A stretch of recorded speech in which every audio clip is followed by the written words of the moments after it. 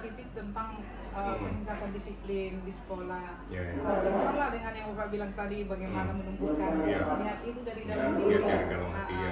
Bukan hanya faktor dari kita yang mendorong mereka supaya berubah gitu, Pak. Perubahan itu harus dari mereka. Iya. Budaya positif kebetulan itu sekarang modulnya, Pak. Ya. Mudah-mudahan saya bisa memprakarsai perubahan di sekolah. Terima kasih, Bu.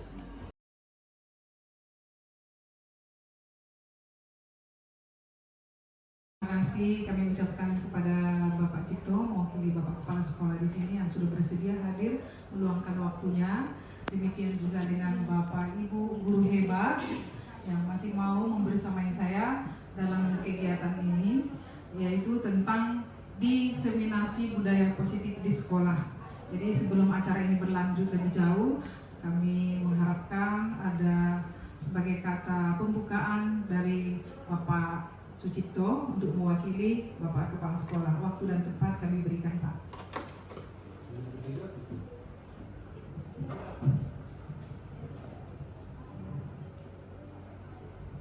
Baik, terima kasih Bu Spida. Assalamualaikum warahmatullahi wabarakatuh. Waalaikumsalam warahmatullahi wabarakatuh. Selamat sore Bapak dan Ibu. Ya, bapaknya 2, ibunya lebih banyak. Baik Bapak Ibu, ini merupakan suatu kegiatan kelanjutan dari kegiatan yang lalu sebelumnya.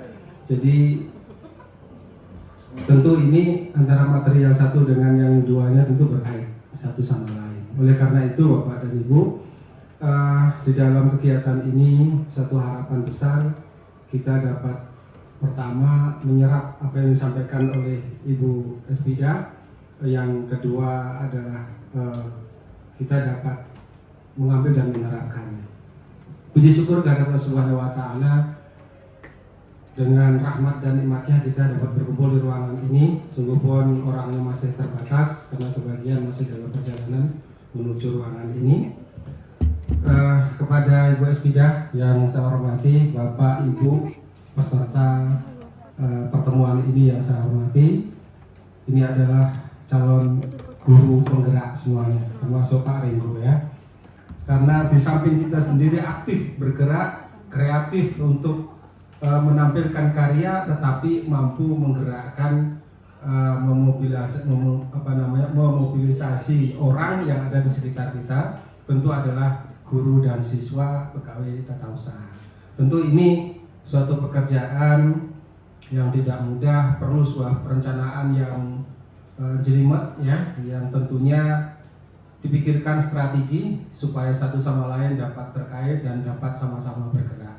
Karena tadi Bu Espida yang menggerakkan, maka kita yang bergerak, gitu ya. Jadi intinya seperti itu Bapak dan Ibu. Dan hari ini ada kalimat tadi diseminasi. Jadi segala sesuatu yang terkait dengan pendidikan karakter ya.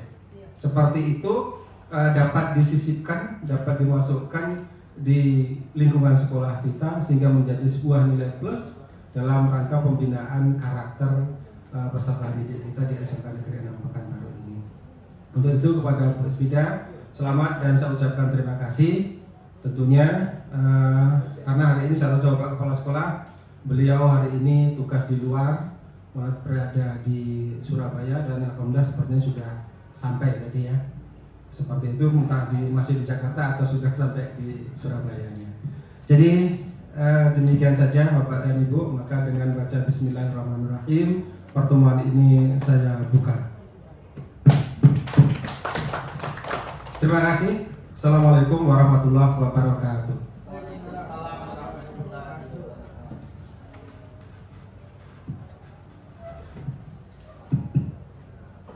Terima kasih kami ucapkan kepada Bapak Sucipto yang sudah membuka kegiatan ini. Mudah-mudahan melalui kegiatan ini saya sebagai calon guru penggerak, mudah-mudahan saya bisa menggerakkan teman-teman. Itu harapan besar saya. Jadi memang harus dimulai dari saya sendiri dulu. Jadi pendidikan calon guru penggerak ini akan selalui sebenarnya efektifnya 6 bulan. Tetapi karena proses pembelajaran di Desember dan Januari itu kan kita tidak ada lagi. Maka hampir 9 bulan lah saya jalani. Ini nanti berakhir di April. Mudah-mudahan saya bisa menyelesaikannya dengan baik sebagai contoh buat rekan-rekan supaya ikut jadi calon guru penggerak di masa yang akan datang. Saya berdiri di sini bukan karena saya lebih pintar atau mungkin saya tahu banyak, bukan. Karena kebetulan juga ada salah satu tugas saya, yaitu aksi nyata pada salah satu modul, yaitu modul 1.4 tentang budaya positif. Jadi aksi nyata yang saya lakukan di sekolah adalah berbagi pemahaman saya tentang budaya positif. Kemudian juga saya sudah mencoba melakukannya di dalam pembelajaran. Nanti akan saya bagikan sedikit, mudah-mudahan bermanfaat buat rekan-rekan. Tujuan kegiatan diseminasi ini adalah untuk menumbuhkan budaya positif di sekolah. Jadi yang pertama kita tumbuhkan dari kita dulu guru-gurunya, baru nanti kita tumbuhkan untuk peserta didik kita. Nah sebelum jauh, karena ini waktunya ngantuk, saya ajak dulu Bapak Ibu bersenang-senang. Karena saya tidak mau kegiatan ini membuat Bapak Ibu stres.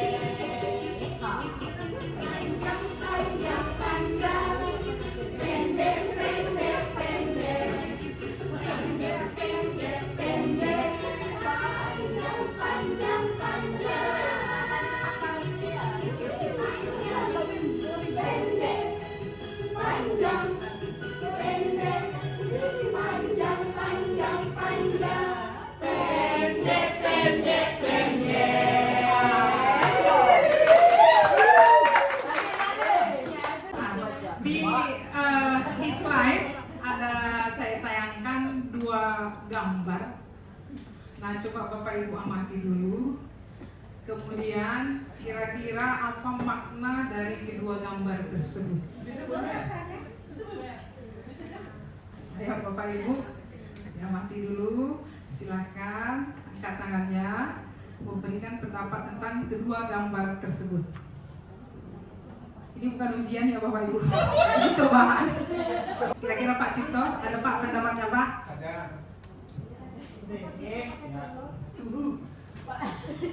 Ini kan pendapat telur.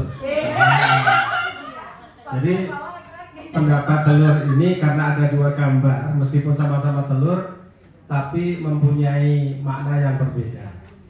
Yang gambar kedua itu pecah karena tekanan dari dalam.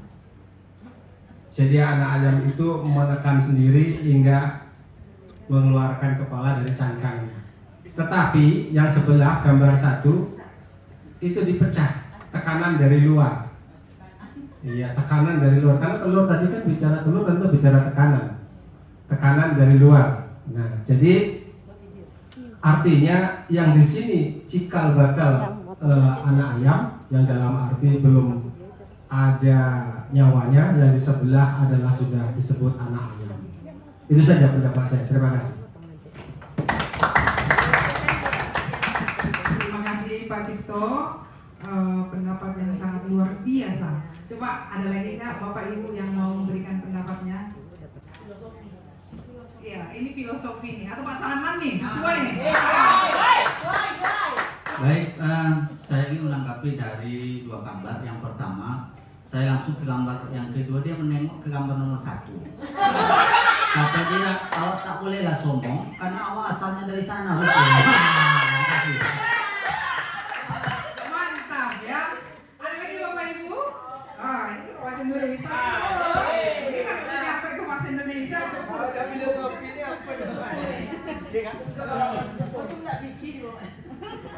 Kalau saya lihat dua gambar itu dia sama-sama telur, sama-sama pecah, isinya saja yang beda. Bismillahirrahmanirrahim. Mungkin pengamatan dari Bapak Ibu sekalian. Kalau saya, untuk gambar 2 dia lagi peta umpet,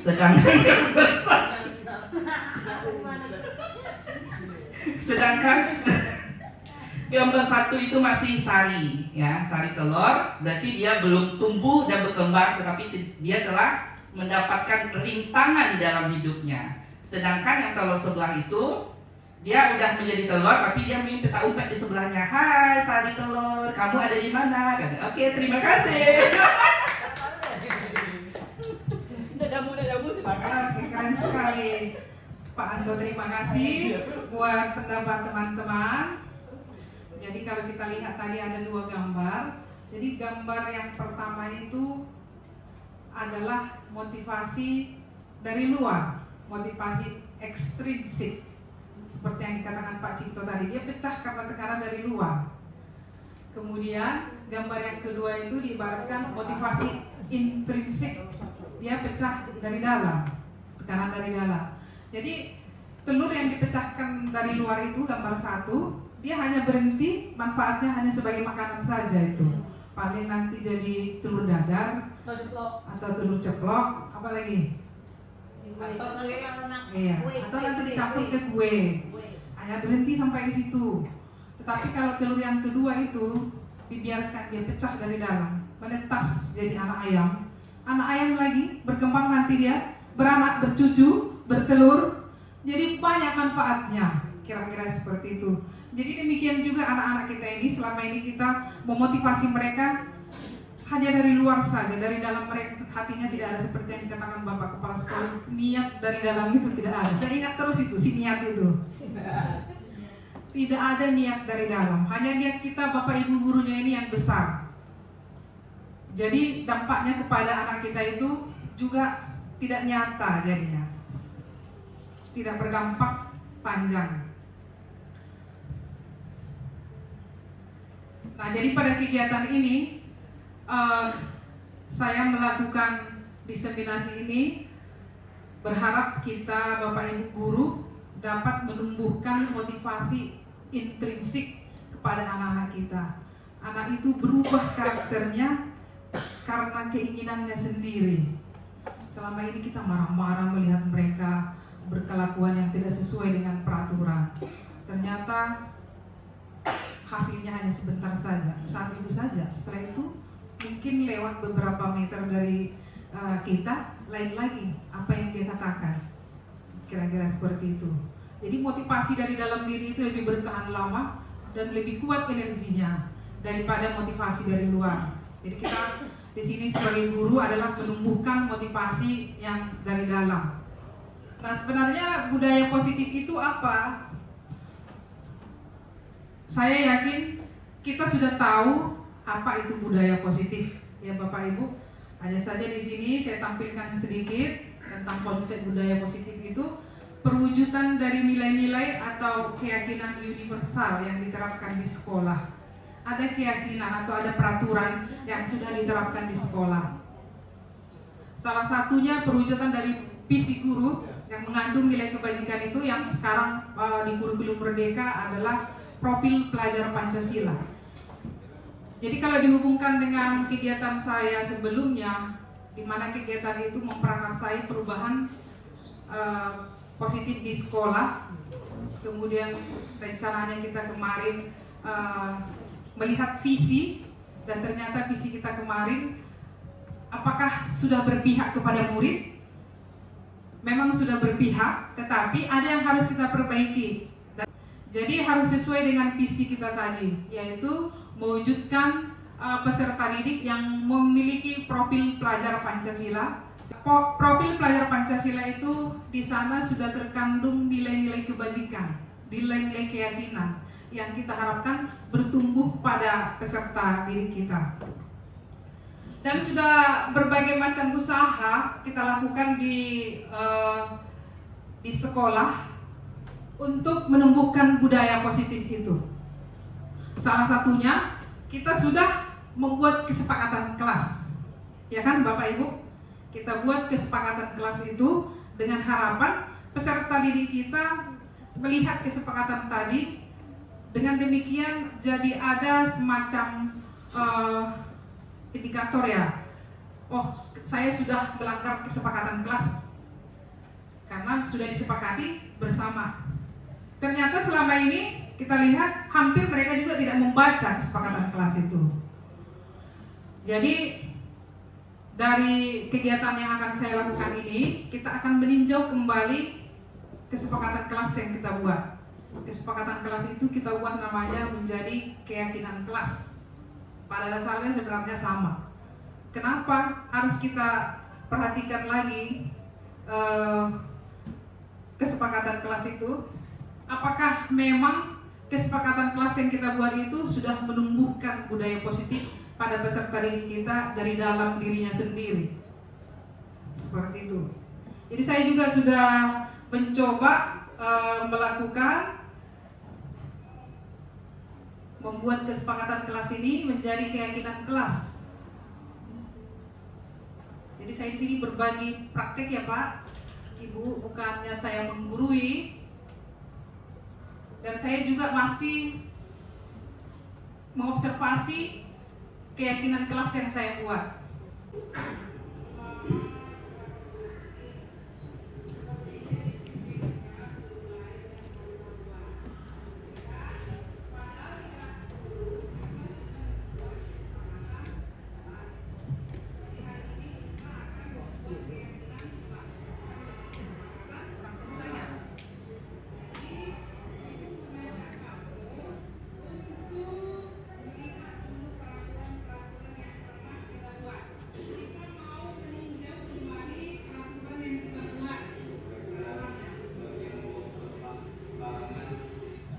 Jadi Bapak Ibu, kesepakatan kelas kita itu kita tinjau kembali. Nah ini di sini anak-anak menuliskan kembali kesepakatan kelasnya karena sudah mereka rusak. Karena selama ini beranggapan bahwa kesepakatan kelas itu tak ada gunanya, gitu. Nah di kesepakatan kelas itu mungkin akan kita lihat ada kalimat-kalimat negatif. Misalnya jangan membuang sampah sembarangan. Kemudian jangan terlambat datang ke sekolah, jangan tidur saat jam belajar. Pokoknya di sini semua melarang, jangan. Nah, ternyata itu negatif. Jadi harus kita ubah itu menjadi kalimat-kalimat positif.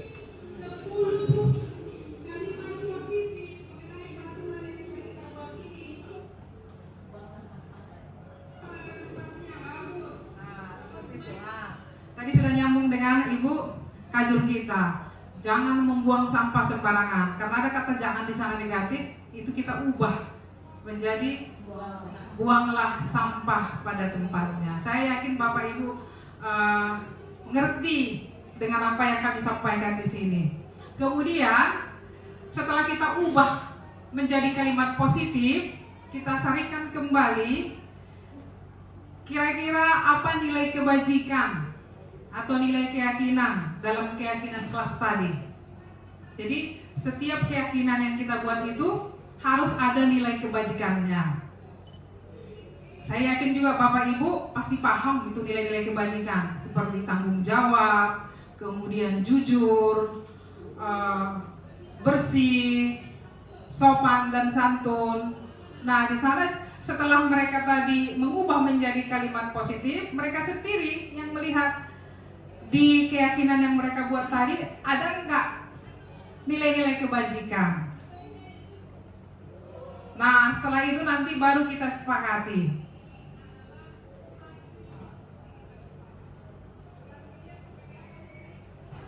Jadi kita pertegas bahwa posisi guru sebagai apa di sana, demikian juga posisi dari peserta didik kita.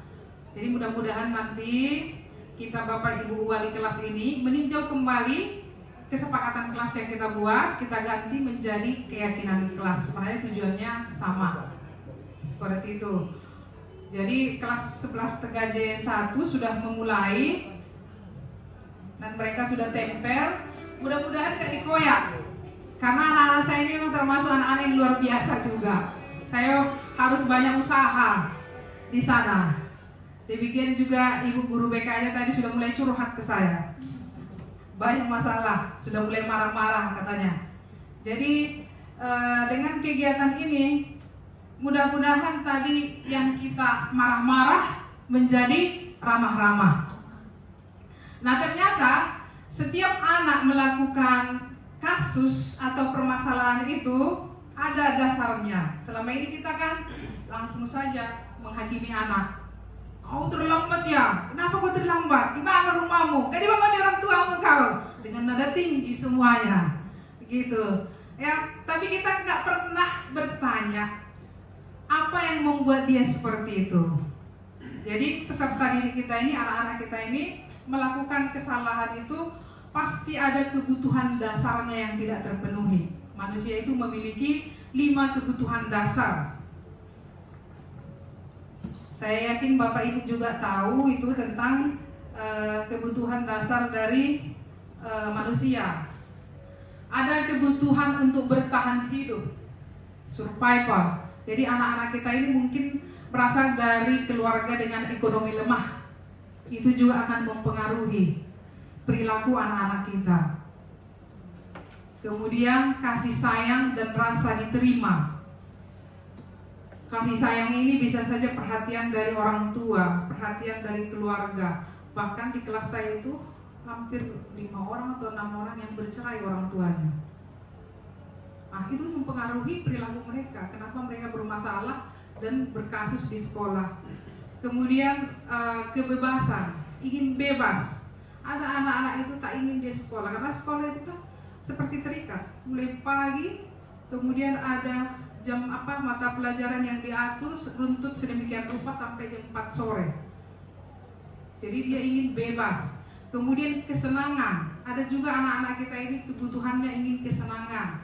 Kemudian ingin jadi penguasa. Jadi itu adalah 5 kebutuhan dasar manusia yang mendasari perilaku atau kenapa anak-anak kita bermasalah. Nah, jika itu kita bisa memahaminya, untuk menangani kasus pada anak-anak kita bisa melakukan konsep yang namanya restitusi. Jadi restitusi ini dilakukan oleh guru-guru atau orang yang sudah memiliki kontrol sebagai manajer. Jadi kita sebagai guru ini ternyata ada posisi kontrol yang kita miliki. Jadi kita lihat dulu video ini untuk melihat guru seperti apakah kita sebenarnya.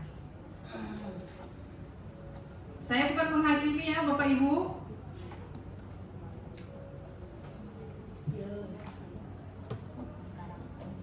Saya juga introspeksi diri dengan video ini.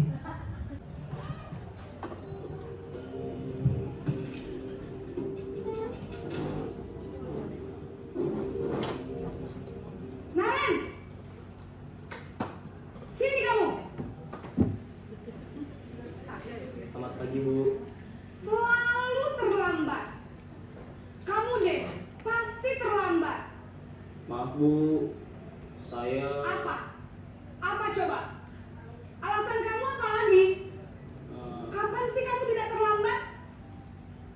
Malas sekali ya kamu jadi anak. Saya Dasar pemalas. Gak kapok-kapok sih kamu. Sudah berapa kali terlambat? Sana, kamu keliling lapangan basket 2 kali. Kenapa saya harus keliling lapangan basket, Bu? Kenapa?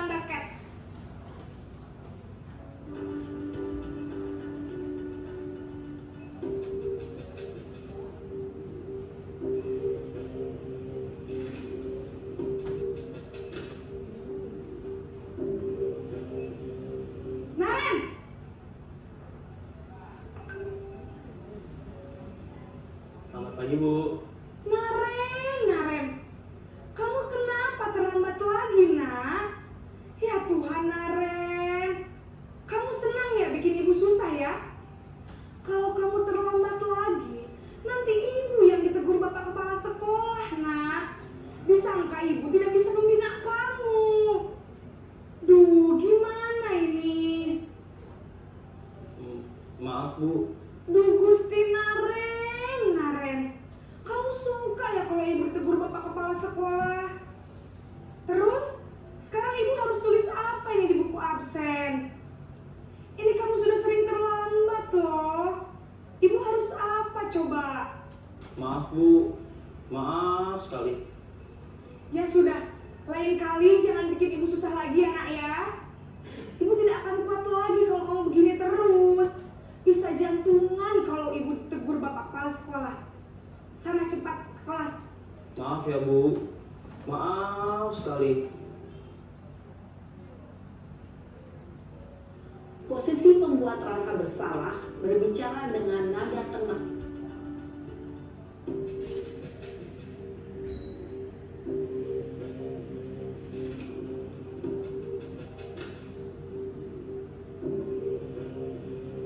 Naren!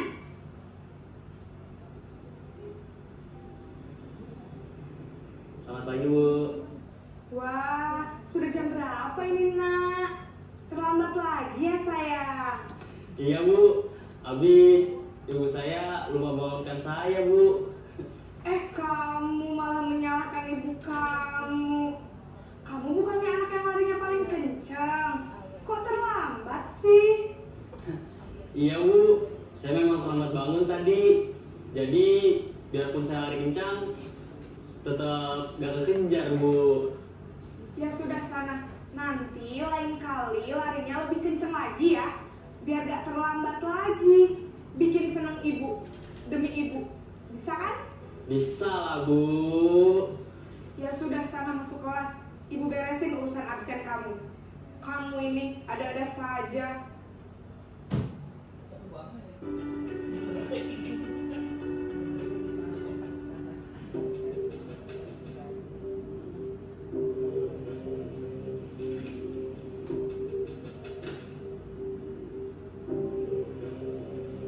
Naren!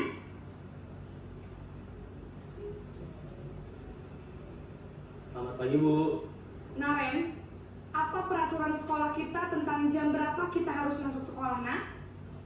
Kita harus di sekolah jam 7 Bu. Iya betul, sekarang sudah jam 7.20. Naren sudah tahu konsekuensinya jika terlambat hadir. Paham Bu. Saya harus tinggal kelas pas jam istirahat selama 20 menit. Iya benar, konsekuensinya demikian. Jadi nanti jam 9.30 pas istirahat, kamu harus tinggal di kelas, kerjakan tugas tambahan untuk ketertinggalan kamu, ya? Baik Bu.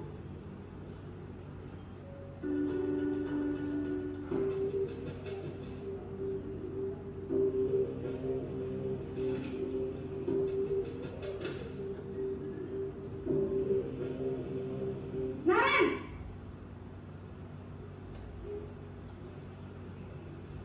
Selamat pagi Bu. Selamat pagi Naren. Maaf Bu, saya terlambat. Iya, sekolah masuknya jam 7, sekarang sudah jam 7.20. Jadi sekarang bagaimana ini Naren? Maaf Bu, saya lupa setel alarm saya semalam. Baiklah, menurut kamu, keyakinan sekolah yang mana yang perlu kamu tingkatkan? Menghargai diri sendiri dan orang lain mungkin ya Bu. Setuju. Jadi, apakah Naren meyakini prinsip saling menghormati tersebut? Iya Bu, saya meyakininya. Apakah Naren bersedia memperbaiki masalah keterlambatan ini? Bersedia Bu. Bagaimana kamu akan perbaiki masalah keterlambatan ini? Saya akan coba untuk tidak lupa menyetel alarm saya Bu. Baik, kalau Naren lupa menyetel alarm di rumah, ada orang yang kira-kira bisa bantu mengingatkan tidak? Ada Bu, kakak saya, Kak Emma. Ada lagi selain Kak Emma? Selain Kak Emma, ada ibu saya. Baik, jadi yang mengingatkan Naren adalah Kak Emma dan ibu kamu ya? Kira-kira akan mulai start alarm kapan nih Naren? Setelah pulang sekolah, akan segera saya lakukan. Baik, jadi Naren akan setel alarm untuk bangun besok pagi dan akan diingatkan oleh kakak dan ibunda Naren ya. Ada lagi yang mungkin perlu dilakukan Naren? Tidak ada, Bu. Baik, Naren. Terima kasih untuk kerjasama kamu. Sekarang kamu perlu kembali ke kelas untuk belajar. Baik, Bu. Terima kasih. Nah, jadi kita tadi sudah menyaksikan videonya. Dari video itu sebenarnya mungkin sudah pernah kita lakukan, atau mungkin sekaligus 5 itu pernah kita lakukan. Jadi itu adalah 5 posisi kontrol guru dalam upaya untuk membangun karakter dari peserta didik kita. Nah, coba Bapak Ibu pikirkan dulu, saya itu yang mana ya?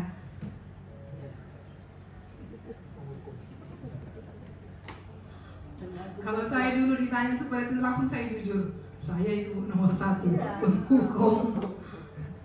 penghukum. Ya. Nah, ternyata kelima posisi kontrol itu yang paling tidak bagus itu adalah penghukum. Itu termasuk adalah membentuk anak menjadi identitas gagal. Nah, ini juga nanti perlu introspeksi kita sebagai orang tua juga, bukan hanya sebagai guru. Apa sih perbedaan mereka?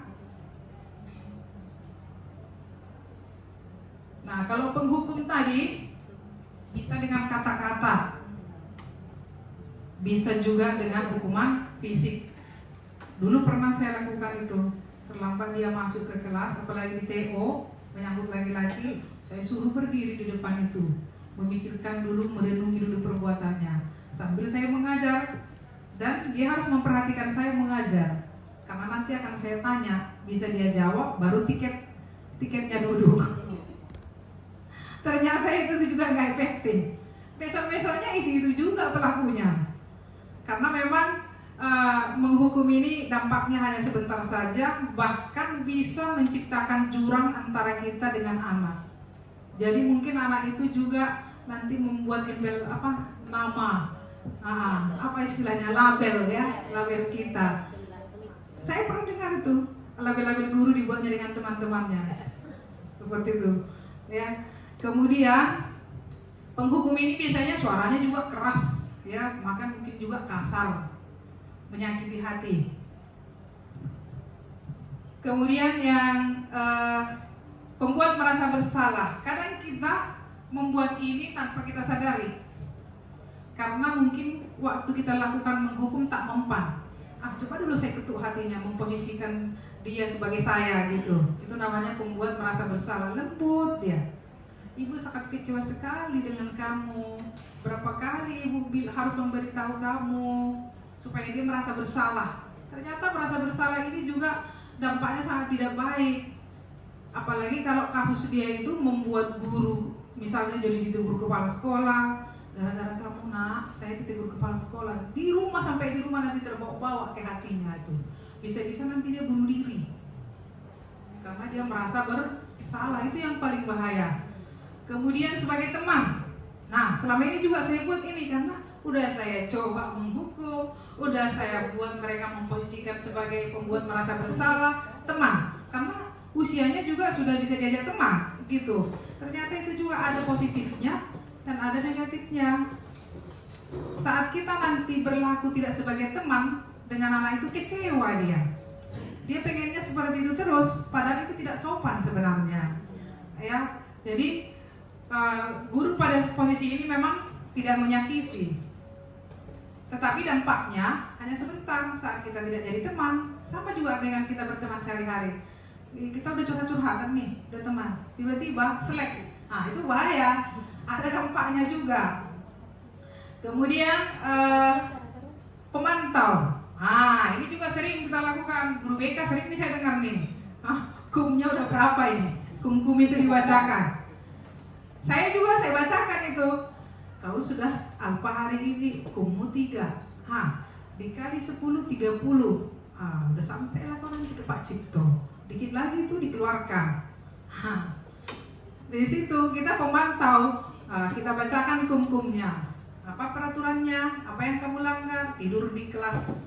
Berapa kum yang sudah kamu langgar? Ternyata itu juga tidak mempan, hanya sebentar aja itu. Besok masih gitu juga dia, tidur di kelas, bodoh. Nah, manajer ini, kalau kita lihat tadi ya, manajer itu berbicara juga tegas, kemudian tidak kasar. Jadi dia juga selain sebagai manajer, manajer ini mengharapkan anak itu juga bisa memanajemen dirinya sendiri. Jadi manajer ini lebih menumbuhkan motivasi dari dalam diri anak. Jadi kalau kita lihat tadi pada posisi manajer ada langkah-langkah yang dia lakukan. Nama langkah-langkahnya itu adalah restitusi.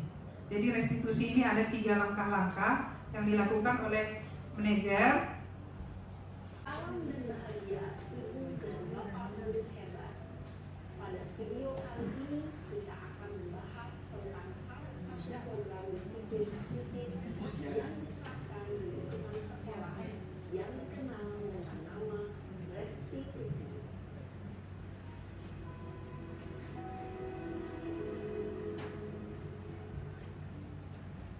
Restitusi dikembangkan oleh pakar pendidikan Diane Dawson, berlandaskan pada teori kontrol Dr. William Gleason. Segitiga restitusi adalah suatu proses dialog yang dijalankan oleh guru atau orang tua simak sisi terakhir, yaitu menanyakan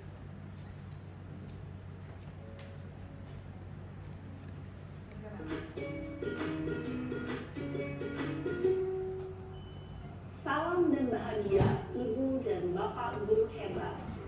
Pada video kali ini kita akan membahas tentang salah satu program disiplin positif yang diterapkan di lingkungan sekolah yang dikenal dengan nama restitusi.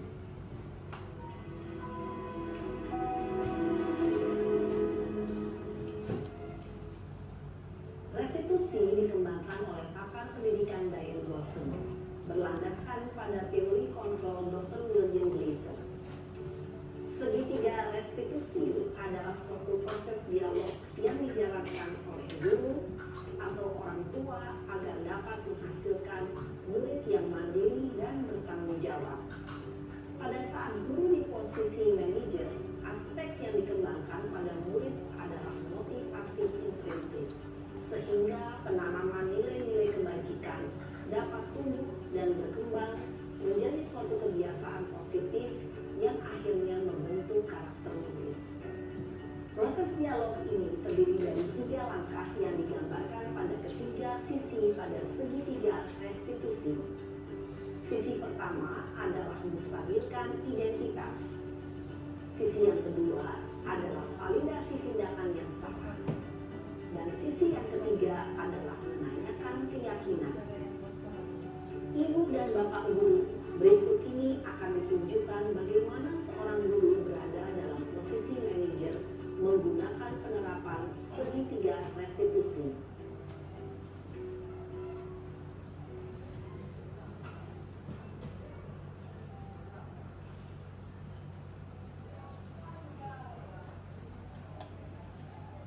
Siang Sarah.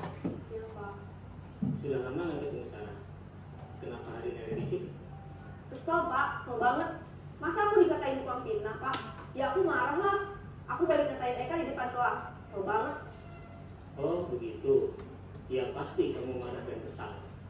Bapak juga akan marah apabila ada yang menuduh Bapak seperti itu. Kemudian pada saat itu kamu mau melakukan apa? Ya saya langsung ngatain Eka lah, Pak. Kesel banget. Saya bentak-bentak dia di depan teman-teman lain. Oh begitu. Pasti kamu melakukan seperti itu karena suatu alasan tertentu, bukan? Iyalah, masa saya diam saja, Pak? Ya saya bela diri lah. Masa saya dituduh tukang fitnah?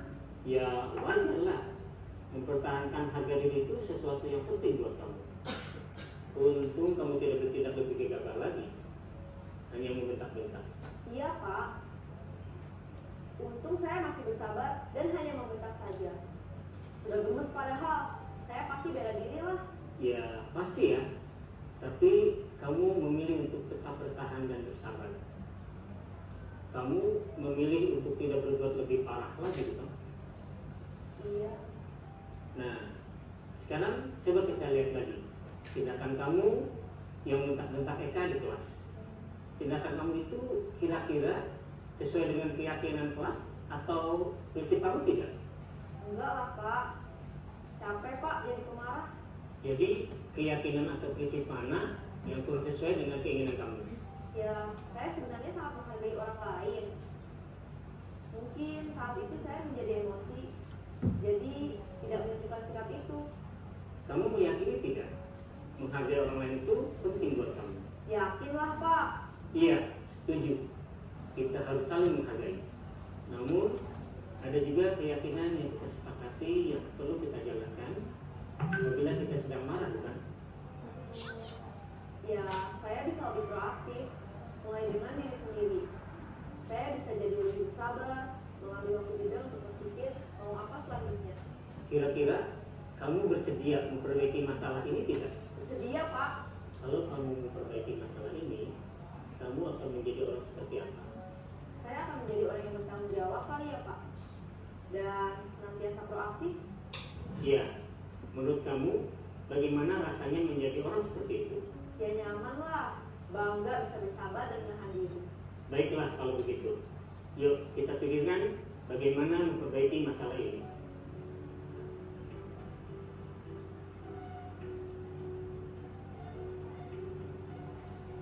Ibu dan Bapak guru hebat, baru saja kita menyaksikan contoh bagaimana seorang guru berada dalam posisi manajer menggunakan penerapan segitiga restitusi. Mari kita bahas satu persatu. Pada sisi pertama, menstabilkan identitas berdasarkan pada prinsip bahwa membuat kesalahan adalah bagian dari proses pembelajaran. Sisi pertama dari segitiga ini berperan menggeser identitas murid dari identitas gagal ke identitas sukses. Murid yang sedang bertingkah laku yang tidak pantas atau menarik diri saat itu sedang mengalami identitas gagal. Bila kita mengkritiknya, maka posisinya tidak akan berubah. Kita bisa mengajukan pernyataan-pernyataan ini. 1. Membuat kesalahan sesuatu yang wajar. 2. Manusia tidak ada yang sempurna. 3. Kita bisa memperbaiki masalah ini. 4. Saya tidak menanyakan kesalahannya. Saya lebih fokus bagaimana memperbaiki masalah ini. 5. Apakah saat ini kamu pernah menjadi orang yang baik untuk dirimu sendiri? Pada sisi kedua, validasi tindakan yang salah berlandaskan pada prinsip bahwa setiap perilaku berupaya memenuhi suatu kebutuhan tertentu. Guru yang telah memahami teori kontrol akan bergeser dari pemikiran stimulus respon menjadi proaktif dan mencoba untuk mengenali tujuan dari perilaku murid, mengenali dan mengakui kebutuhan murid ini dapat memperbaiki hubungan dengan murid tersebut. Pernyataan atau pertanyaan bisa disampaikan dengan nada suara tidak menghakimi atau memojokkan, sehingga dapat mengembalikan murid pada posisi positif. 1. Kamu bisa saja bertindak lebih gegabah lagi dari ini. 2. Kamu bukan melakukannya tanpa suatu alasan tertentu. 3. Kamu melakukannya karena mempertahankan sesuatu yang penting bagimu. 4. Mungkin kamu bisa mempelajari suatu perilaku baru yang lebih efektif. Bersediakah kamu mempelajarinya? Selanjutnya, kita akan simak sisi terakhir, yaitu menanyakan keyakinan. Teori kontrol menyatakan bahwa pada dasarnya kita termotivasi secara intrinsik. Pada saat perilaku yang salah telah divalidasi dan identitas sukses telah stabil, maka murid telah siap mengaitkan keyakinan-keyakinannya dengan tindakannya yang salah dan pemikirannya telah bergeser ini menjadi orang yang dituju. Pertanyaan-pertanyaan ini dapat mengaitkan keyakinan-keyakinan yang dianut murid. 1. Sebagai keluarga atau kelas, apa yang kita yakini? 2. Nilai-nilai apa yang telah kita sepakati? 3. Seperti apa gambaran sebuah kelas yang ideal bagi kamu? 4. Kamu ingin menjadi orang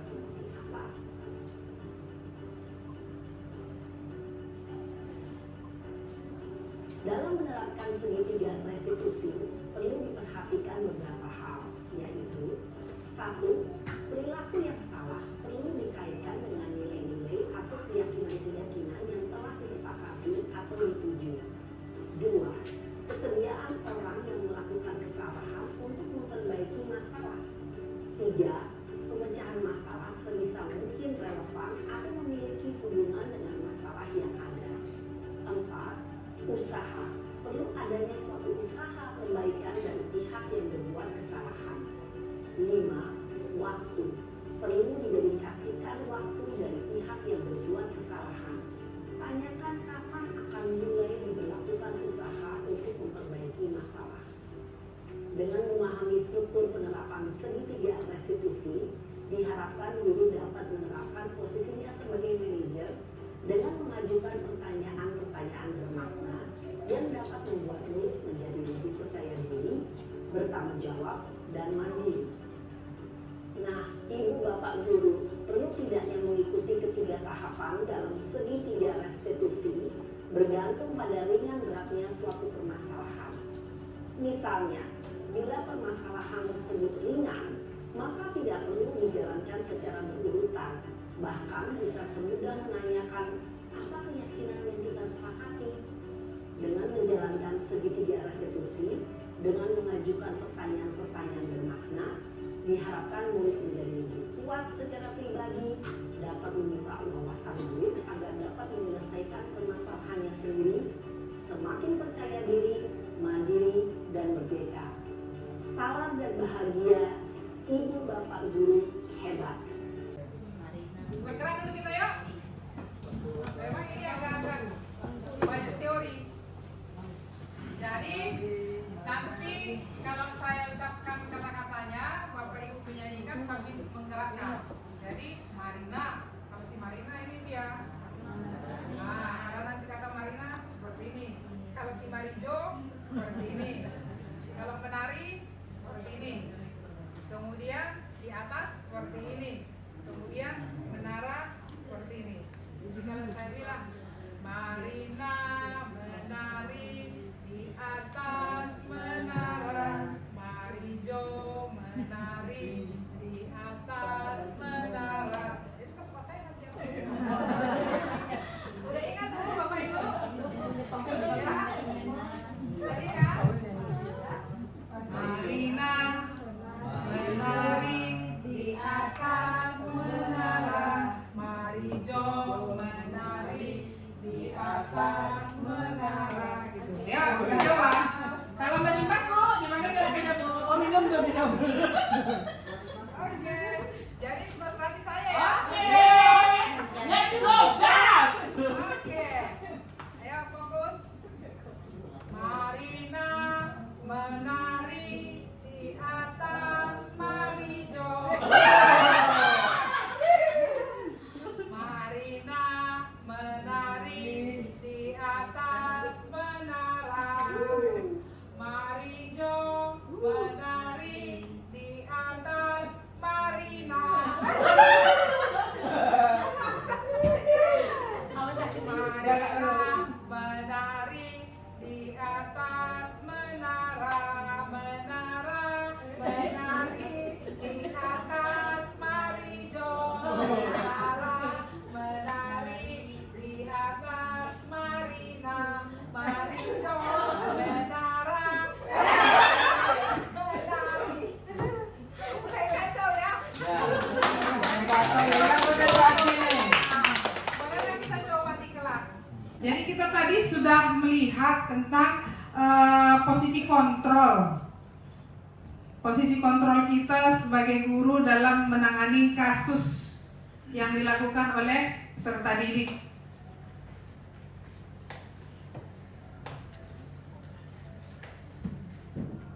Nah, itu tadi. Ada penghukum, ada pembuat merasa bersalah, teman, pemantau, manajer. Jadi sebenarnya yang paling tidak bagus itu penghukum. Pembuat merasa bersalah itu masih ada dampak positifnya sedikit. Nah, dari 5 posisi kontrol itu menurut Bapak Ibu yang mana ya? Yang mana ya? Bu SPD atau saya kayaknya kelima-limanya pernah melakukan, tergantung mood. Iya, Tergantung mood. betul. Kadang Ah. lagi baik ya sebagai manajer, sebagai punya masalah, sibuk wow, kayak gitu. Jadi kelima-limanya tuh kayaknya pernah dilakukan. Iya, betul, luar Sesuai biasa. dengan mood ya. Iya, sesuai dengan kondisi mood. buruk gitu, padahal kan nggak boleh. Nggak kan? boleh, Nggak boleh. betul. Udah dijawab Ibu Eti. Jadi kita harus mood terus, Bu. Karena pembelajaran yang kita lakukan itu sesuai dengan implementasi kurikulum Merdeka harus berpihak kepada murid.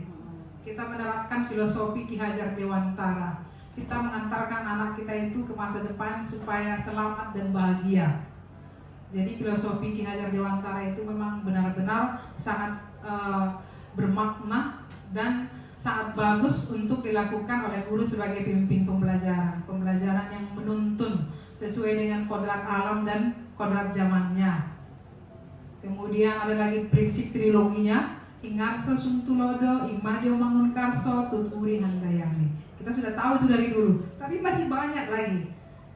Jadi di guru penggerak ini kita dibelajarkan tentang filosofi Ki Hajar Dewantara, kemudian juga nilai-nilai kita sebagai guru dan peran kita sebagai guru. Nah di sini salah satu peran kita sebagai guru, ini sebagai pemimpin pembelajaran. Jadi jangan lagi kita marah-marah, tetapi mulai sekarang kita ramah-ramah.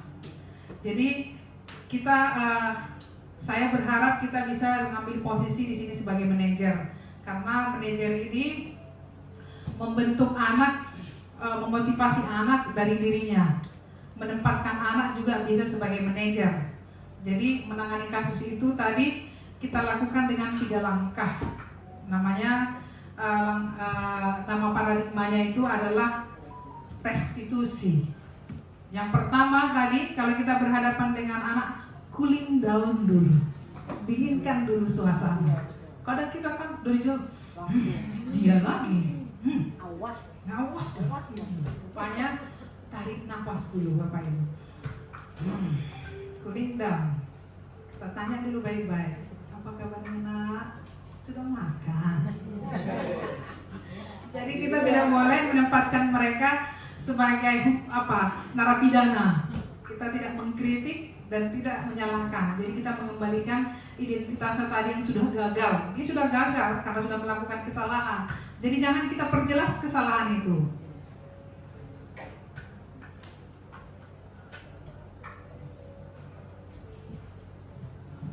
Jadi kita ajak berbicara dari hati ke hati. Saya sudah coba dan ternyata memang anak itu dengan sendirinya nyerocos, dia bercerita. Wah, luar biasa rupanya restitusi ini. Kita cuma senyum aja, kita tanya apa kabar nak, tahu nggak kenapa saya panggil ke sini? Nah, langsung dia bercerita. Nah, begitu menstabilkan. Jadi kita stabilkan dulu identitas anak, cooling down dulu. Kemudian barulah kita validasi tindakan yang salah. Itu pun nggak langsung kita sebutkan. Kita ajak anak itu untuk bercerita. Dia sendiri yang menyatakan bahwa dia bersalah. Seperti itu. Ya, jadi ada kata-kata tadi yang dianjurkan. Bisa saja kita bilang semua orang pasti pernah melakukan kesalahan. Saya juga pernah kok nak bersalah. Nah, kira-kira seperti itu.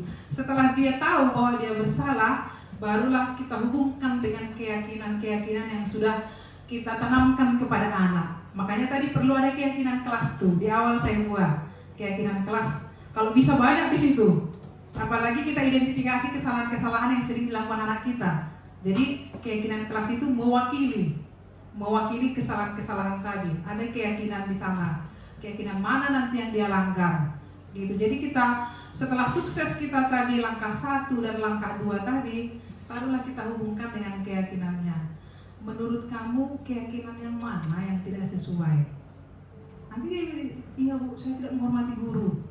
Nah, dicerita dia itu, benar nggak itu nak? Iya itu tidak benar. Apalagi sampai dia benar-benar tahu bahwa dia sudah melanggar nilai-nilai kebajikan. Boleh juga nilai kebajikan agama, itu lebih bagus lagi.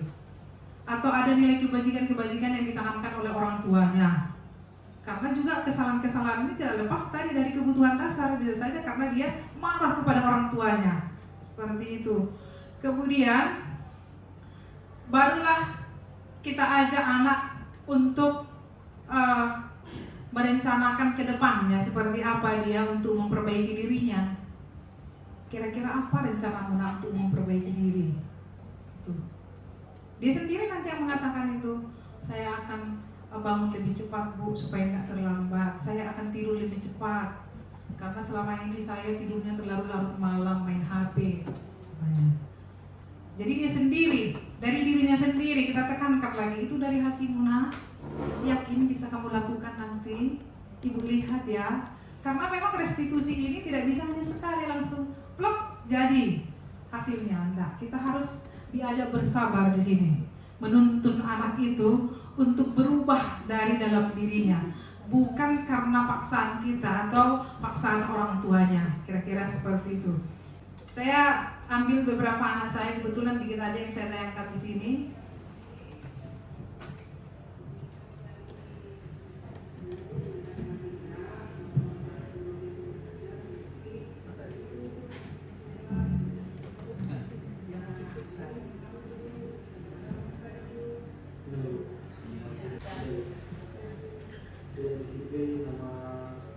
Sebenarnya ini panjang durasi videonya, udah saya potong. Kamu lama kita di sini nonton terus, nobar.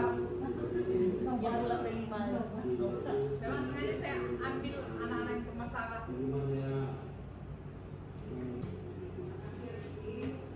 Dari pertama, dari kelas 1, saya adalah siswa yang suka tidur di kelas.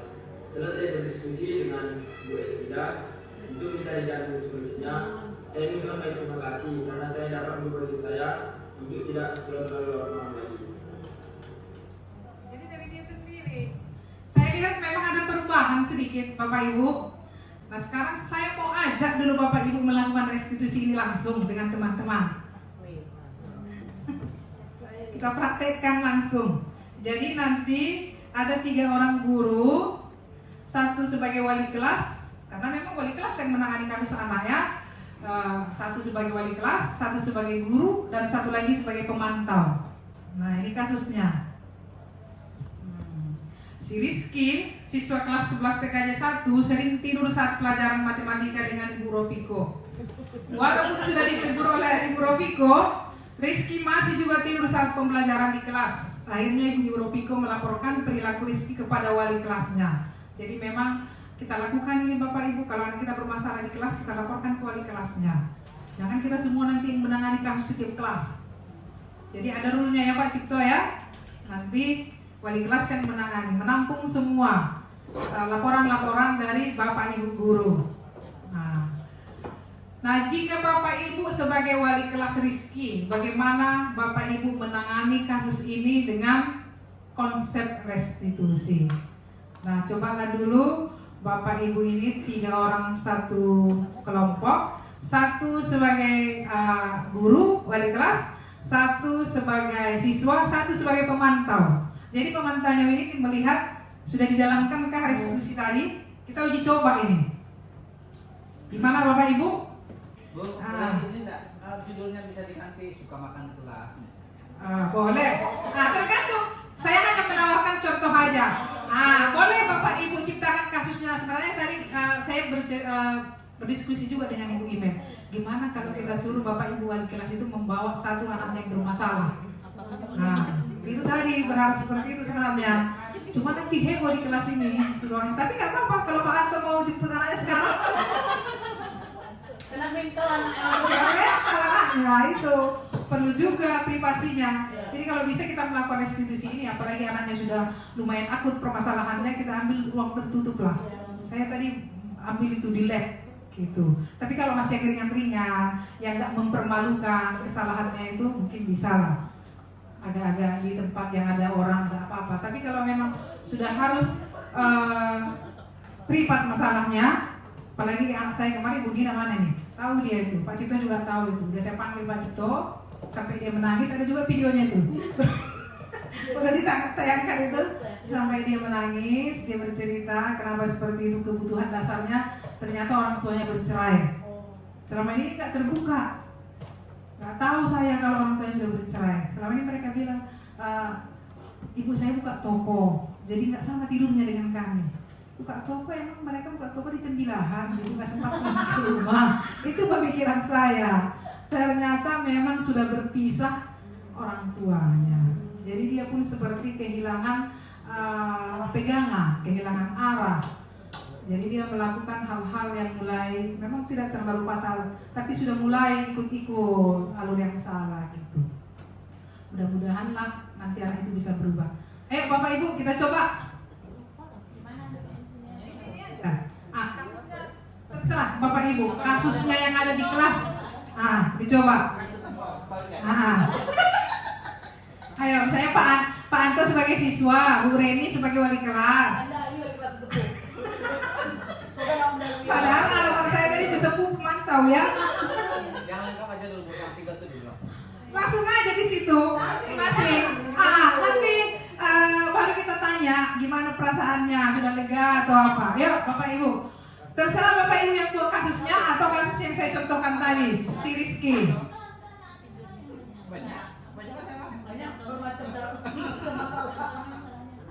Jadi kalau kayak si Rizky tadi, kebutuhan dasarnya itu survive mengenai ekonomi.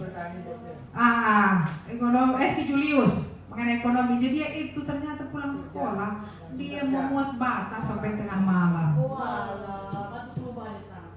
Udah berubah ya? Memuat bata banyak anak kita yang seperti itu. Iya. Jadi kita harus tahu kebutuhan dasarnya supaya hati kita juga tidak emosi. Itu tadi supaya cooling down tadi. Anak saya ini rupanya anak yang luar biasa. Hanya saja salah dia dalam memanajemen waktunya.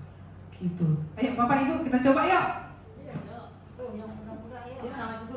Ayo musiknya aja. Siapa gurunya?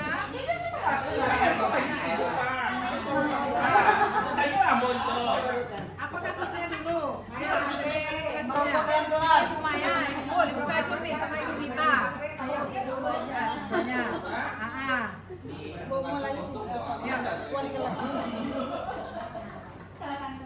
Ya, Maya pemantau, Mul sebagai wali kelas, kita sebagai wali kelas. Nah ini, siapa pemantaunya? Padahal saya seperti ini gurunya. Saya pakai dulu dia kita kasih. Siswanya siapa siswanya? Tidak tahu Ibu. Saya ada salah. Saya biasa-biasa aja di kelas. Sedangkan yang berkasus itu si Reni kemarin Bu cabut loncat pagar dan paginya udah gimana? Enggak apa-apa, Bu. Mengenai apa nih kasusnya? Pacaran di kelas udah tahu ya keyakinan apa nanti. Cooling down dulu, kita ajak dulu dia bercerita dia supaya dia menceritakan kenapa dia dipanggil. Habis itu bahwa sesuai dengan masalah dia lah. Setiap orang itu pasti pernah melakukan masalah. Kamu pasti punya alasan kenapa melakukan itu. Diceritakan. Nah habis itu kan dia nanti bilang saya salah, saya pacaran. Siapa aja dulu? Panggil namanya dulu. Ada di sini kita. Panggil di sini kita bertiga. Cara memperbaiki kehidupannya. Pokoknya pas lalu tadi kita kembalikan dulu. Ini kan bersalah. Itu kan saya aja panggilnya. Yang terakhir itu bagaimana cara untuk memperbaiki diri ke depannya. Siapa gurunya?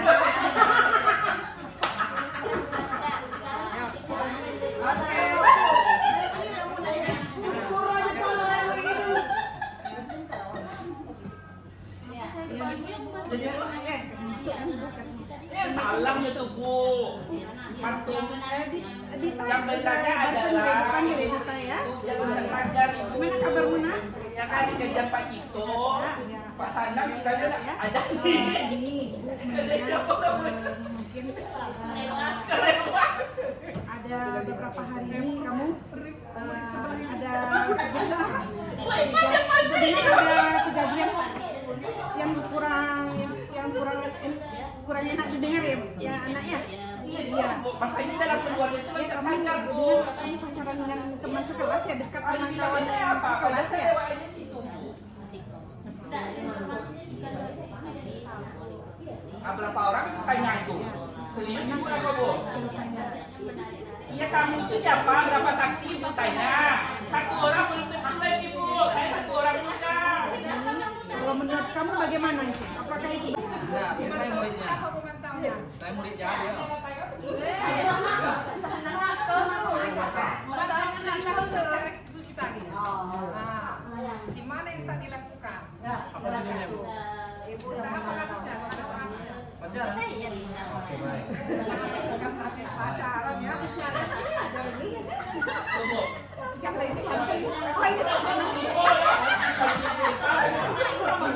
Dari kelas Siswanya itu ya. Suaranya. ada waktu ya. Mustahil dia. Saya masuk ini pada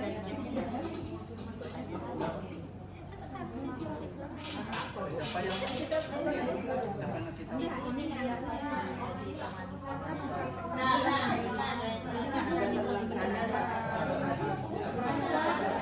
Mana? Mana? bukan sekarang. Dia satu kali pelajaran saya satu kelompok, dia satu kelas 12.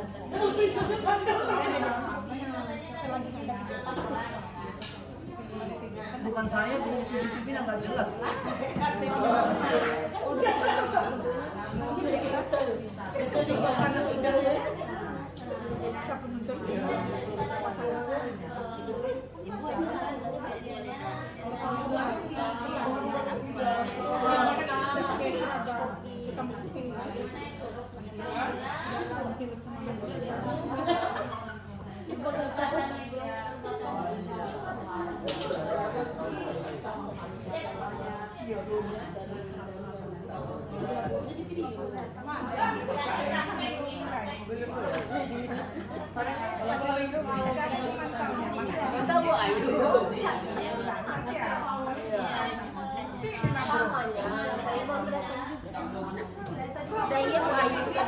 Atau itu melihat restitusi tadi sudah dilakukan atau belum? Di mana yang tidak dilakukan? Saya harus dari 3 langkah itu mana yang belum pas sesuai? Yang 3 itu menstabilkan ini. Udah, nanti saya akan merefleksi dari pemantau.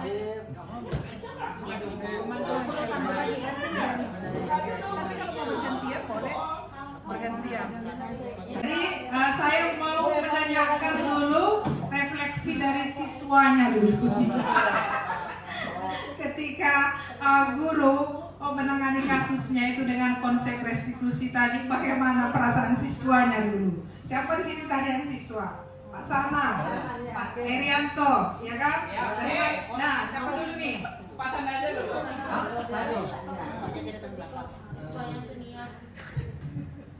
Baik, assalamualaikum warahmatullahi wabarakatuh.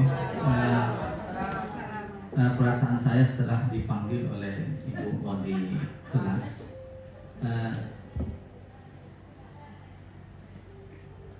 serba salah rasanya, karena saya mau numpang sama siapa? Karena di tempat saya itu sangat jauh, tapi itu tetap saya berusaha. Tapi mungkin nggak usah datang sekolah lah, sama siapa lagi. Jadi mudah-mudahan tapi saya sampaikan ke orang tua kami nanti dan sama siapa saya numpang untuk ke sekolah. Itu aja, makasih Bu.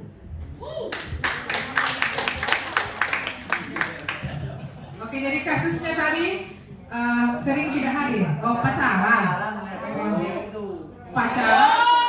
nebeng, akhir. Oh, awal dari nebeng ini berarti ya, nebeng, kebersamaan, menciptakan hubungan, pacaran.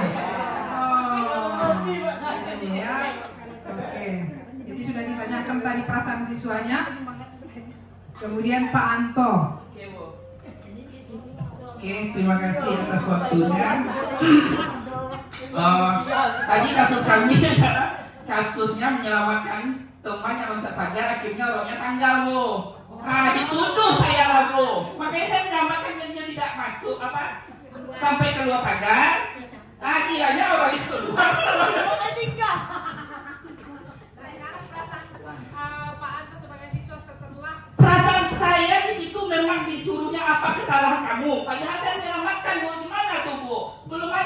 bapaknya dari wali kelasnya, gimana nih Bu? Solusinya? Dia nanyakan dulu apakah masalah kamu? Apa tadi Bu? Saya tanyakan lagi perjanjian kelasnya, kamu juga ada Bu, memangnya wali kelas tuh Bu? Saya pelajaran saya banyak, saya pikirkan lagi mapel yang banyak gitu. Ditambah pula lagi Bu Reni yang namanya oktav, dia nyanyikan saya. Tambah Bu Sri lagi salah persepsi dengan saya. Jadi gimana tuh Bu? Oke, terima kasih. Itu ada siswa pernah saya jumpai seperti itu, tapi penanganannya lebih hati-hati. Kita tampung dulu ya Bapak Ibu.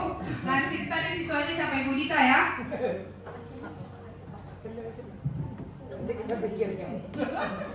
Assalamualaikum warahmatullahi wabarakatuh. Perasaan saya setelah dipanggil ada kasus pasti jadi malu Bu. Jadi malu karena guru saya jadi tahu, tapi setelah bicara hati ke hati beliau memanggil saya secara pribadi, cukup saya dan beliau yang tahu, dia kasih saya masukan, alhamdulillah sedikit membantu saya untuk mengatasi masalah saya.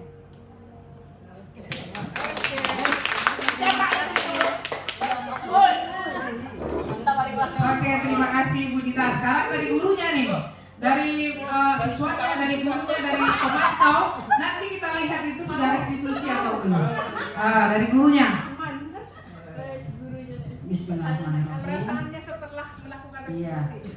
Setelah saya panggil siswa saya namanya Sanang tadi.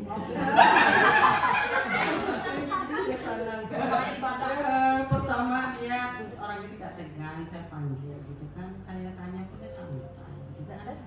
Terus saya beri masukan, dia nggak terima gitu kan, malah dia bilang oke, saya akan berusaha untuk mencari motor dengan yang lain, karena saya tidak bolehkan berpacaran sama cewek itu. Malah saya bilang sama dia, kalau memang katanya cewek itu mau orang saya katanya kan, jadi saya bilang kasihlah pemahaman dan pengertian sama cewek itu, bahwasanya iya, kalau abang memang senang suka bilang sama adik itu, cuman untuk berbuat yang lebih jauh tuh saya nggak mau gitu, kenangkan karena saya punya orang tua itu adalah amanah buat saya gitu kan. Nah gitu, jadi tolong jaga, sayang saya sama adik itu, tapi saya menjaga tidak mau melakukan hal-hal yang tidak baik. Cuma saya marahnya seperti itu. Nah, kalau masalah nggak ada goncengan, saya masuk goncengan dengan dia, nggak ada motor katanya. Loh di SMK dan banyak motor dan banyak siswa yang lain, pandai-pandai saja lah berteman, pasti ada solusinya gitu kan. Nah, kita cinta sama orang nggak mesti berpelukan, nggak berciuman gitu kan. Yang penting kita bagaimana memberi dia kepercayaan kepada dia sehingga dia paham dan mengerti. Oke, terima kasih. Lagi. Terima kasih. Di sini saya menjumpai siswa yang keras wataknya ya, yang tidak mau mendengarkan kata guru 1, kata guru 10, kata guru. Jadi saya berusaha di sini menenangkan suasana, ya kan. Saya tanyakan kenapa kamu berbuat seperti itu. Ya dia bersikeras saja, pokoknya saya nggak salah Bu. Saya kan cuma membantu dia supaya tidak cabut, tapi rupanya keluarnya tanggal katanya kan. Nah, makanya saya memberikan, ya bersabarlah menghadapi siswa yang seperti ini. Walaupun sebenarnya anak yang seperti ini ya harus kita bimbing ya dengan lebih sabar lagi seperti itu. Terima kasih. Ibu Eva, ada lagi ibu guru kita ini, Ibu Maya. Assalamualaikum warahmatullahi wabarakatuh. Waalaikumsalam. Ya mungkin yang Ibu paparkan di depan itu restitusi ya Bu ya. Mungkin selama saya jadi wali kelas, mungkin itu yang saya lakukan, maksudnya sering saya lakukan Bu. Karena saya biasa mengajar anak tuh, memang saya bicara tuh dari hati-hati, maksudnya saya panggil anak itu, ya.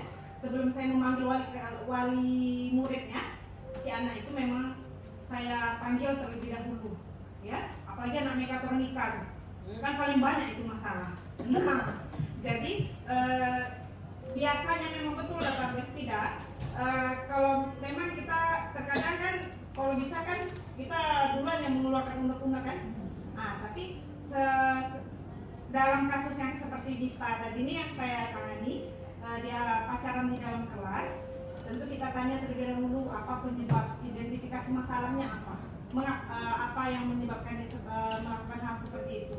Ternyata apa yang disampaikan oleh Dita ini Bu sebagai penyemangat belajar, kata dia kan, sebagai ini seperti itu.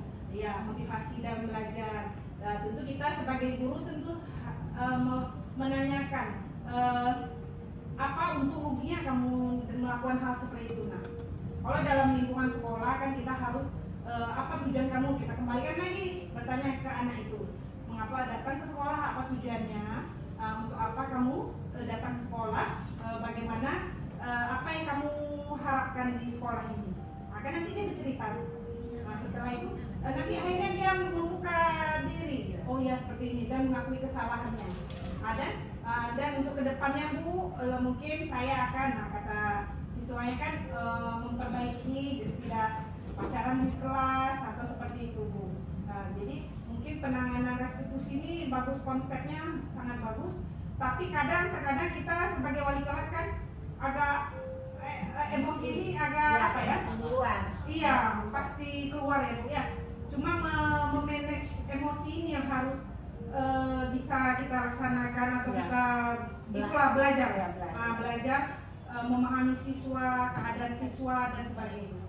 Nah, mudah-mudahan kedepannya ini menjadi bahan untuk saya sebagai wali kelas untuk menangani siswa yang bermasalah yang diterapkan. Jadi yang tidak bermasalah pun tidak ikutan.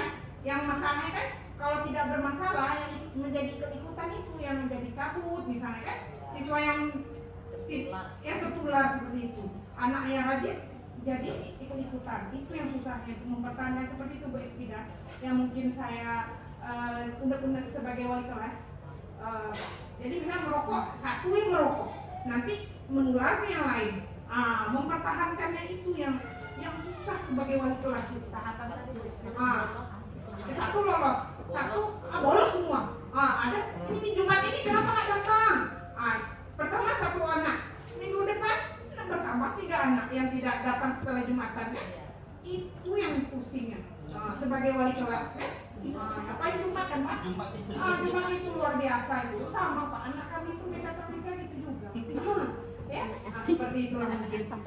Untuk kalau ditanya, ini siswa yang apa namanya, yang bisa diajak kerjasama dan mengakui kooperatif ya, mengakui kesalahan dan mau mengubahnya. Nah itu yang bagus. Ya. Tapi tidak semua siswa seperti ini. Itu dia. Siswa seperti ini. Ini yang susah. Yang mungkin kita aja ya.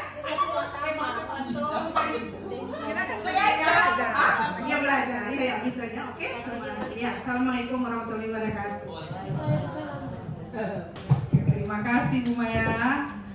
Jadi apa harus kita tanya dulu dari pemantau lagi nih? Ya, pemantau. Ya, Bu Eti. Maaf ya, saya tidak menyalahkan, cuma hanya ingin memberikan penegasan aja barangkali ya. Kalau apa mungkin saya salah gitu cara menafsirkan segitiga restitusi ini. Pertama berarti kan kita stabilkan dulu diri kita. Ya, kita kalau berantem itu pasang dulu kuda-kuda gitu ya, apa yang mau kita cooling down dulu kan. Jadi jangan dulu dikeluarkan langsung emosi kan gitu ya. Ini saya hanya untuk memastikan pemahaman saya tentang segitiga restitusi tadi. Terus setelah itu validasi tindakan.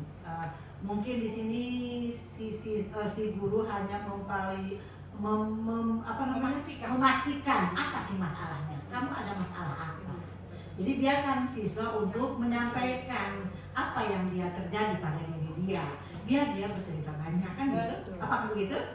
Nah, biar dia menyampaikan apa sih ada masalah dengan kamu. Apa sih masalah kamu? Coba ceritakan sama ibu. Kan itu ya. Nah, itu hanya untuk memastikan kebenaran itu aja. Dia cerita, barulah mungkin si wali kelas atau guru membimbing Kaitkan dengan keyakinan. keyakinan. Apakah tindakan dia itu benar atau salah menurut kamu? Mungkin begitu ya. Lalu apa tindakan yang harus kamu lakukan untuk memperbaiki? Sampai dia meyakini kalau perbuatan dia itu dulu salah. Baru kita bimbing dia dengan keyakinan mereka. Dia apakah yang tindakan yang dia lakukan itu sudah benar? Apakah menyalahi aturan agama, norma sosial begitu? Kalau dia sudah mengakui, ya aku salah ini. Baru kira-kira menurut kamu gimana solusinya? Mungkin begitu mungkin ya. Mungkin gitu ya. Barulah mungkin selanjutnya. Itu aja mungkin, itu hanya memastikan pemahaman saya tentang segitiga restitusi itu aja. Saya tidak bisa menilai ini karena apa iya, karena saya juga mungkin lebih jelek dalam menangani kasus siswa gitu ya. Oke, itu aja. Terima kasih. Assalamualaikum warahmatullahi wabarakatuh. Terima kasih Bu Eti. Bu Eti sangat luar biasa memahami tentang segitiga restitusi tadi. Sebenarnya mungkin Ibu Rus tadi sudah melakukan restitusi itu. Mungkin ada di awal, biasanya di awal kita yang susah. Karena tadi seperti yang dibilang Bu Eti, kita dulu yang harus mengelola emosi. Cooling down dulu, supaya nanti tidak mengkritik. Jadi tidak menghukum di awal. Karena dia memang sudah gagal, jadi kita kembalikan identitas gagal tadi menjadi sukses gitu. Jadi bagaimana cara kita supaya anak itu bercerita dengan sendirinya? Seperti yang saya lakukan pada si Rizky itu, ada saya dengar cerita dari Bu Propiko. Udah tahu dia itu kalau mendengar kata Ibu Propiko. Karena memang pada jam pelajaran Ibu Propiko dia tidur. Iya Bu, saya tidur saat jam pelajaran Ibu Propiko. Coba dulu ceritakan, kenapa bisa seperti itu? Dia ceritakan itu dengan sendirinya. Sampai dia kenapa dia tidur di kelas itu, jam berapa dia tidur, terus nyerocos nanti dia itu. Menurut kamu, ada nggak keyakinan yang tidak sesuai? Karena tadi kan udah divalidasinya bahwa dia salah itu. Iya Bu, saya salah di situ. Jadi aku ya. Jadi kalau udah sukses tadi langkah 1 dan langkah 2 itu, kita kaitkan dengan keyakinan. Boleh keyakinan dari agama kita, boleh, atau juga dari ilmu moral. Mulai SD mungkin sudah diajarkan tanggung jawab, sopan santun, menghormati, itu lagi kita kaitkan. Iya Bu, di sana saya tidak menghormati guru, tidak bertanggung jawab. Saya juga di situ tidak menghormati orang tua saya disekolahkan, padahal saya tidur di kelas. Dengan sendirinya nanti dia akan akui itu. Nah, kamu sudah tahu kamu salah. Bagaimana rencanamu untuk memperbaiki diri? Jadi bukan kita yang memberikan rencana, bukan. Kalau tetap kita yang memberikan, itu motivasi ekstrinsik. Harus dari dia sendiri. Iya Bu, saya nanti akan tidur lebih awal. Saya tidak akan main HP lagi. Karena salah satu penyebabnya tadi main HP, kemudian main futsal, katanya si Rizky itu gitu. Saya akan mengelola waktu saya, lebih cepat tidur. Kira-kira rencanamu jam berapa tidur? Jam berapa bangun? Gitu. Bisa kamu lakukan itu, Nak? Iya Bu, saya yakin bisa. Ibu lihat ya Nak, perubahannya. Kita hanya di situ aja, namanya manajer. Gitu. Jadi nggak perlu kita paksa dia. Kamu harus begini loh Nak, begini. Ya kan dia sendiri yang menyadari kesalahan itu. Kemudian nanti mengaitkan dengan keyakinan bahwa itu salah. Menurut agama saya berpacaran itu salah, ya kan Pak Ustaz? Iya sampai dia gitu. Tak perlu kita kasih tahu. Menurut apa gini pacaran? Karena itu sudah diajarkan di keluarga, di agama, bahkan juga di sekolah keyakinan-keyakinan tadi. Makanya tadi di awal saya jelaskan tentang keyakinan, biar anak itu tahu keyakinan apa yang harus mereka miliki dulu, yang harus mereka tahu. Boleh kita hubungkan ke situ. Kan ada keyakinan di kelas kita. Kira-kira keyakinan mana yang tidak sesuai dengan perilakumu itu? Gitu. Oh iya Bu, berkata apa? Kejujuran katanya. Saya berbohong. Saya berangkat dari sekolah, tidak sampai ke sekolah Bu. Saya berbohong kepada orang tua. Saya tidak jujur. Kira-kira. Jadi saya bukan menggurui ya Bapak Ibu ya. Memang restitusi ini sangat-sangat bagus. Dari kita sendiri pun, kita nggak perlu lagi marah-marah. Kita ketuk hati anak itu, niatnya. Makanya tadi saya tanyakan di awal itu tentang telur itu tadi. Jadi kalau sudah terketuk dari hatinya, maka kita yakin pasti anak itu akan sukses di masa depan, karena dari dalam hatinya sendiri supaya dia mau berubah. Ya Bapak Ibu ya, kira-kira ada yang mau disampaikan lagi, saran atau refleksi kira-kira tentang restitusi ini?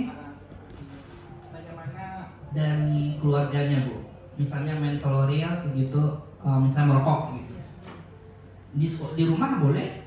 Nah, gimana? Itu bagaimana? Apakah restitusi itu kan menyatakan dia berapa? Bagaimana, salah enggak gitu kan? Kalau ditanyanya sama apa kan? Nah dia merasa bersalah karena di keluarga dibolehkan gitu. Contohnya satu rokok itu aja dulu dan yang lain sebagainya. Bagaimana dari tanggapan Ibu? Jadi harus kolaborasi dengan orang tua juga. Iya, memang betul. Apalagi lihat di sekolah kita ini ya kan, pendidikan orang tua juga mungkin tentang pendidik anak ya Pak, kurang ya. Tapi itu tadi kan selain dari orang tua, ada juga nilai-nilai kebajikan itu diajarkan oleh agama. Kita arahkan ke sana, jangan melihat dari orang tuanya. Bahkan kita arahkan, menurut kamu ayahmu benar atau tidak seperti itu? Bahkan, karena satu siswa juga ini panggil dia berkelahi tadi kan? Iya. Pramulut, Iya. panggil juga yang pihak lainnya. Iya betul, betul Pak Anto. Itu harus siapa yang berhubungan dengan kasus itu harus kita panggil satu persatu dulu. Kita tanya dulu versinya ini bagaimana, versinya itu. Kira-kira. Saya bukan guru ya Bapak Ibu. Kita di sini berbagi sambil belajar juga. Bagaimana dari Ibu guru BK ini? Karena nanti kesana bermuara ke sana. Tetapi kalau kami Bapak Ibu guru ini berhasil nanti melakukan restitusi ini, Bapak Ibu guru BK ini tidak perlu lagi repot ini. Pak Cito juga nggak repot lagi nanti Pak. Ya, gimana? Ya, setuju Bapak Ibu? Kita akan melakukan langkah-langkah restitusi ini untuk membudayakan disiplin positif di sekolah kita. Setuju ya Bapak Ibu? Jadi nanti kita bagikan pemahaman kita di sini kepada teman-teman kita. Konsepnya tadi tergerak dan menggerakkan. Demikianlah yang bisa saya bagikan pemahaman saya tentang budaya positif yang saya pelajari di pendidikan calon guru penggerak. Mudah-mudahan bermanfaat bagi kita semua, dan tujuannya sebenarnya adalah untuk mewujudkan anak kita ini berkarakter baik sesuai dengan profil pelajar Pancasila, kemudian tercapai cita-cita anak-anak kita ini selamat dan bahagia di masa depan. Jadi karena di sini ada hadir Pak Cipto, tadi sudah membuka. Saya juga berharap ada refleksi dan umpan balik dari Pak Cipto atau juga dari Ibu Email tentang kegiatan yang saya lakukan pada hari ini. Waktu dan tempat kami berikan Pak. Baik, terima kasih Ibu Espida. Kalau untuk refleksi ya mungkin kita sama-sama ya, karena saya ini lebih kepada eksekutor. Jadi penghukum lebih banyak di situ dominan gitu ya. Karena memang ini melalui sebuah mekanisme sehingga kami bisa berbuat sedemikian rupa. Cuma pada prosesnya itu kami lebih kepada bagaimana menyadarkan yang bersangkutan itu benar-benar sadar. Tetapi walaupun begitu, tetap kami banyak menghadapi berbagai kendala.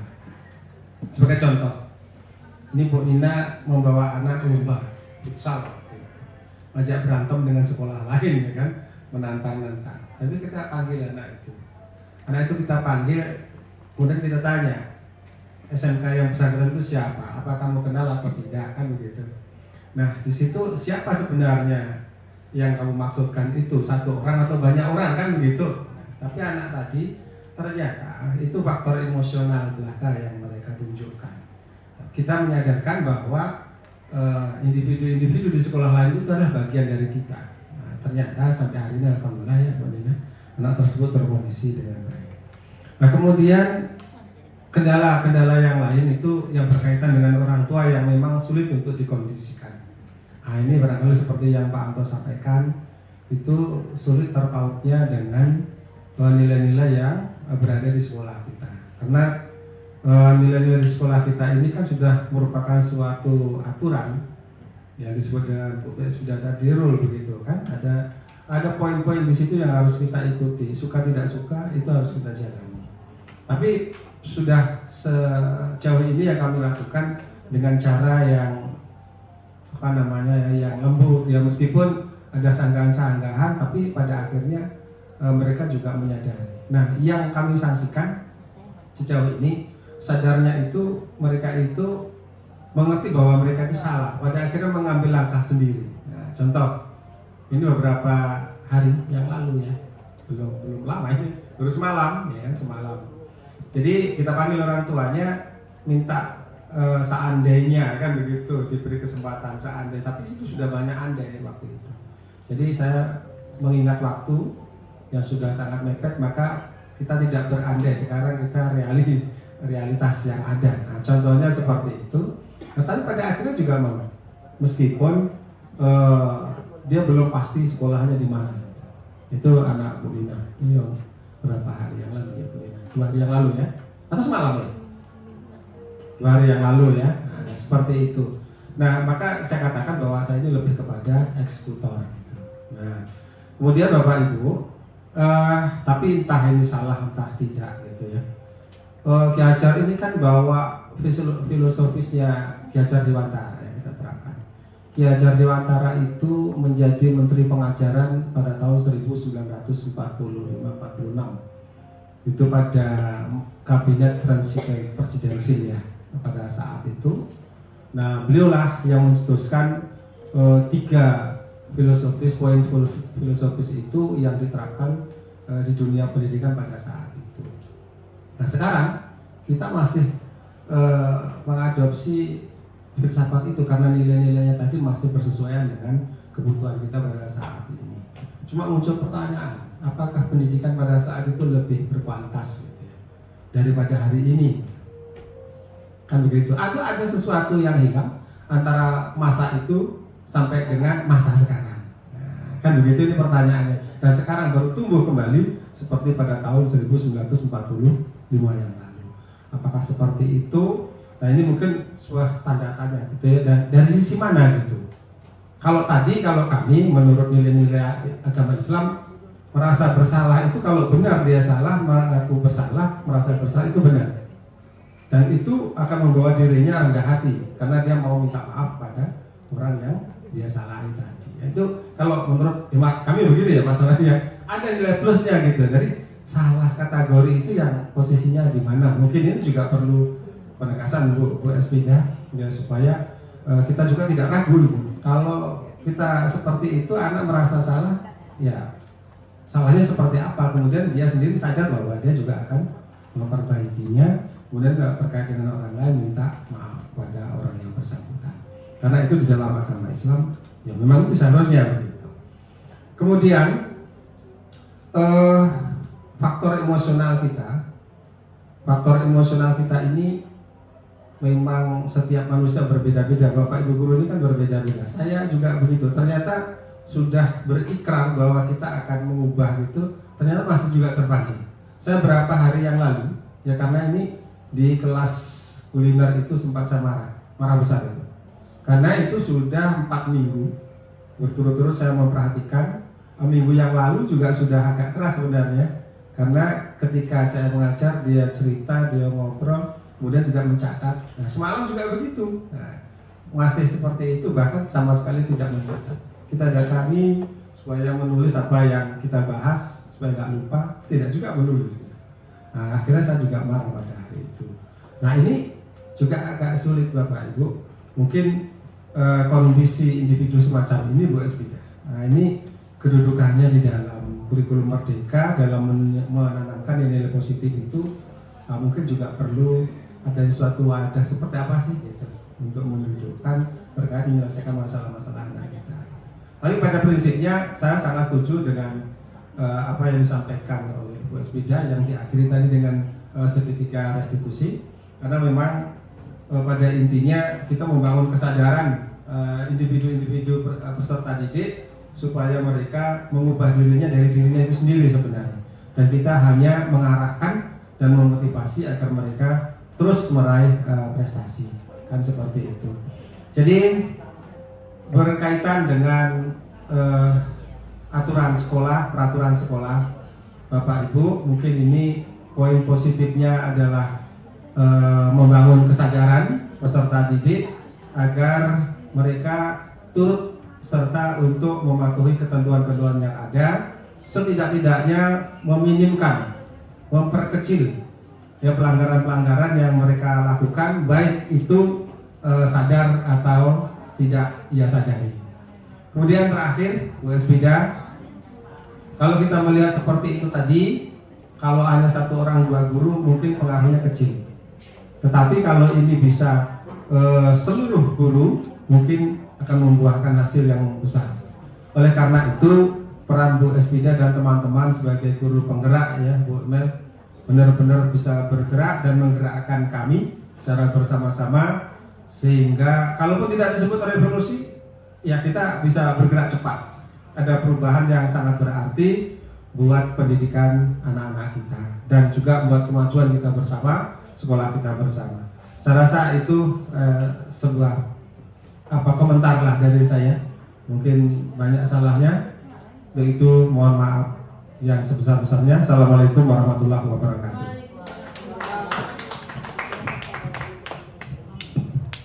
Terima kasih saya ucapkan kepada Pak Cipto. Sudah banyak tadi refleksi dan umpan balik terhadap kegiatan yang kita lakukan pada hari ini. Mengenai filosofi Ki Hajar Dewantara itu saya juga memang kurang jelas apakah memang dulunya itu lebih bagus pendidikan kita, bisa jadi karena saat itu kan belum ada teknologi, istilahnya kebutuhan-kebutuhan dasar tadi belum banyak, ya kan? Bisa jadi, atau mungkin ada yang loose di situ yang kita tahu hanya tuturi handayane. Hanya itu aja kita tahu mungkin. Ternyata banyak filosofinya itu untuk pendidikan Indonesia. Jadi makanya sesuai dengan kurikulum kita sekarang, kurikulum merdeka, nah itu diimplementasikan lagi, diingatkan kembali. Mungkin begitu Pak Cipto. Kemudian mengenai pembuat merasa bersalah tadi, ada yang mispersepsi. Jadi sudah dua itu Pak, persepsi. Yang pertama tadi pembuat merasa bersalah ini merugikan orang lain. Di situ maksudnya pembuat merasa bersalah. Kita guru itu memposisikan anak tadi merasa bersalah karena dia sudah merugikan orang lain di situ. Guru misalnya, jadi ditegur kepala sekolah. Tentu nanti dia jadi merasa salah. Saya sudah salah, guru saya. Jadi gitu, ternyata itu kurang bagus. Tetapi kalau dia merasa bersalah karena melakukan kesalahan dan meminta maaf, itulah yang diharapkan restitusi tadi Pak. Begitu. Jadi konsep merasa bersalah itu harus jelas, kita tahu yang mana. Kenapa tadi salah satu kontrol pembuat merasa bersalah itu kurang bagus? Ada dampak positifnya ada, tapi dia tidak jangka panjang hasilnya gitu. Bahkan bisa berefek fatal gitu tadi, gara-gara saya, teman saya itu rupanya jadi dimarahi, jadi dipenjara atau jadi ini gitu kan. Jadi dia merasa bersalah, dia bunuh diri. Ke situ arahnya Pak. Tapi kalau dia tadi merasa bersalah karena tahu kesalahannya, kemudian meminta maaf, itulah harapan dari restitusi itu. Maka dia nanti berencana untuk memperbaiki diri. Kira-kira seperti itu tanggapan saya Pak. Sama-sama belajar kita ya Pak. Kira-kira ada lagi Bapak Ibu? Nggak ada ya? Jadi terima kasih yang sebesar-besarnya, yang sangat luar biasa saya sampaikan kepada Bapak Ibu yang masih mau bersamai saya mulai dari awal kegiatan ini sampai berakhir. Mudah-mudahan kegiatan ini bermanfaat buat kita semua. Mohon maaf jika ada salah kata, salah perbuatan selama saya menyampaikan kegiatan ini. Terima kasih. Sampai bertemu kembali di kegiatan berikutnya. Bapak Ibu boleh cek log ya.